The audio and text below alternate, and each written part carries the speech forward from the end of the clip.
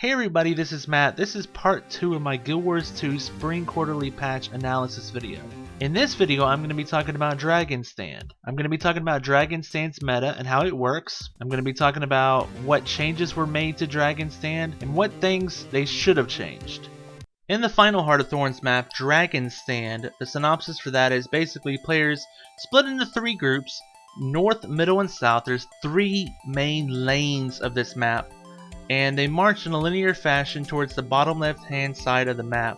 Along the way they do different tasks, kill Mordrum, do little tasks to help friendly NPCs, just random stuff. And then about 75% of the way down they reach a doorway, and if all 3 groups do not reach their doorways, the meta ends right now and everybody just blows up. But if all 3 groups reach their doorways, the doors open up and the group has to split into 2 groups. One group will run around in circles around the mini boss that's in there, and they'll be destroying the pods that make the mini boss invulnerable to damage, while the other group has to actually kill the mini boss. And if all 3 groups successfully kill their mini boss, another set of doors open up that connect the 3 groups back together into one massive group, and it takes them to a set of floating islands where the players will fight the final boss, the Mouth of Mordremoth. During the fight with the Mouth of Mordremoth, multiple things will take place. Every now and then, Mordrum flowers will spawn up on each of the islands, and players will have to destroy them. If they don't, the part of the island will get destroyed in the process.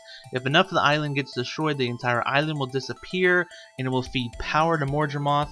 At a certain point, if Mordremoth gets too much power from all the islands getting destroyed, he will just kill everybody.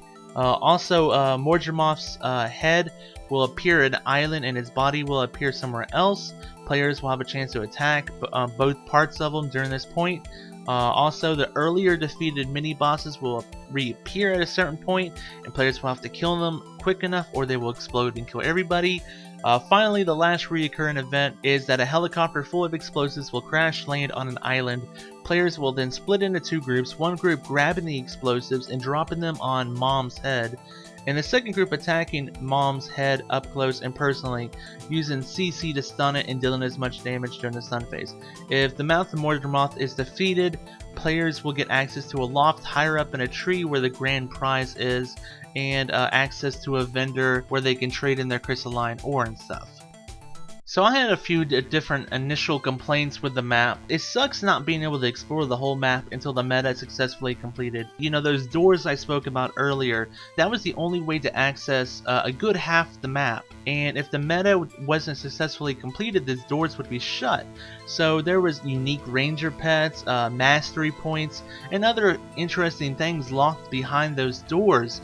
And you can't really explore the map fully until the meta completed, and then even then it only gave you 15 minutes to explore it fully. Also, the amount of crystalline ore gotten in the meta run was really low. There wasn't enough noxious pods around to get more, and the amount you would get would be like 1 or 2 crystalline ore per noxious pod. That's when certain collectibles would cost 50. And it's just the same exact thing as Verdant Brink, where you just weren't getting enough of the map currency compared to how much the stuff was costing from the vendor.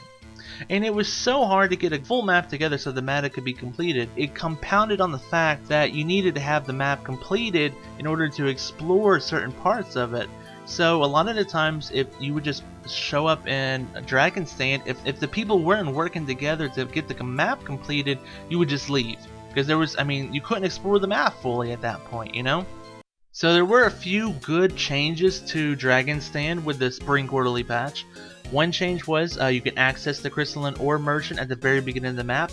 Previously, the only time you could trade in your crystalline ore was after the meta successfully completed, and that was just bogus in the first place. In all the other maps, you can access the vendor to trade in your map currency regardless of how the meta is doing, other than maybe, Auric Basin, but you can still access that vendor for most of the day. So they changed that. They put the crystalline ore merchant really early on. You can access them at any time, so that's a good change. Also, you now have 25 minutes to explore the map after the meta completes instead of 15. That gives you a lot more time to run around hacking up noxious pods, going after those ranger pets, trying to get mastery points, stuff like that. So that was another really good change. But there's still a lot of issues with Dragon Stand, and this may turn into a little rant, but I just want to go over everything I think about it. Basically, the meta events rewards too few machetes. I played the meta multiple times, and each time I got around 10 to 15 machetes in a single meta run. And at many times, events would give me 1 machete or 2 machetes, while other events on other meta maps would give me 5 or 4 or 7 of its respective keys. It just felt like too few machetes were being awarded. And then on top of that, the Noxious Pods do not drop any more crystalline ore than they ever did. So out of 9 machetes, I got 9 crystalline ore in about an hour and a half of playing the meta. You know, if you're not there for the full meta, that's even less machetes you're going to get, and even less crystalline ore you're going to get. With the Elite Specialization Collection items costing 50 ore each, and Laystone armor boxes costing 35 to 100 ore each, it takes way too long to get any of those items. Another complaint of mine is the Laystone coat box you get as a part of a reward for slaying the final boss.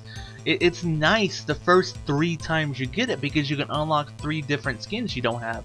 But after the 3rd time of defeating the Mouth of Mordremoth, what use is the Laystone coat box other than just giving you an exotic item that you can salvage? What's the point of it? I think the much better idea would give you a Laystone armor box, which is what they do in Verdant Brink. They give you a bladed armor box, which allows you to choose any bladed gear item you want, and that allows you to go after the ones that you really want, that you still need for the skin purposes. So I think that would be a much better change. Instead of giving you the Laystone coat box over and over again, give you a Laystone armor box so that you can choose whatever skin you want. And although I thought I read something in the Spring Quarterly patch about being able to explore the map easier, it still seems like most of the map is still unexplorable before the meta completes. I don't think they changed anything about the waypoint system because they're still contested until the meta completes. And I feel that's a real shame because we only got 4 maps in the Heart of Thorns expansion, and a lot of people are expecting a lot more maps. But when you really think about it, the Dragonstain map is only like a half a map for the most part, because you can only explore half the map until the meta completes. And that's a real shame, because that means instead of only getting 4 maps, we really only got like 3.5. Overall, it really feels like Dragonstain was left out of the rebalancing patch and basically got no improvements. In order for it to feel like the other 3 maps, it needs its rewards boosted greatly. I would like to earn around 40 to 60 crystalline ore per meta run, enough to afford or be close to affording a collectible from the vendor. I mean, you're going to need hundreds anyways. I mean, if you're trying to unlock each of the items for each of the elite specializations, that's 9 elite specializations times 50. That's 450 crystalline ore you're going to need. And if you're getting 1 or 2 crystalline ore from a Noxious Pod, it's just going to take so long. And then also it's going to take even longer because you don't get enough machetes. They need to boost the amount of machetes you get drastically, times 10. They need to times 10 the amount of machetes you get. Maybe not times 10. Let's see. If you get about 10 machetes each run, they need to times 5 that. You need to be getting about 50 machetes per run. At least times 3 it. 30 machetes per run. You see how this is going? I'm just begging for something more because the 10 machetes you get is just not enough. Either increase the amount of crystalline ore each Noxious Pod has, or give us a crap ton more machetes. But they need to change something. They need to improve something. Dragonstain stands out from the other 3 maps. It's just in a fashion where you're not going to get enough of the currency, you're not going to get enough of the keys, you're just not going to get enough, basically. And they need to fix that. But that's it for the Dragonstain video. In the next video, I'm going to be talking about my overall thoughts on the Heart of Thorn maps, and what I'd like to see changed, and what I'm happy they did change. So thank you so much for watching this, everybody. I hope you enjoyed it. Have a great night. Bye-bye. Have a great night. Bye-bye.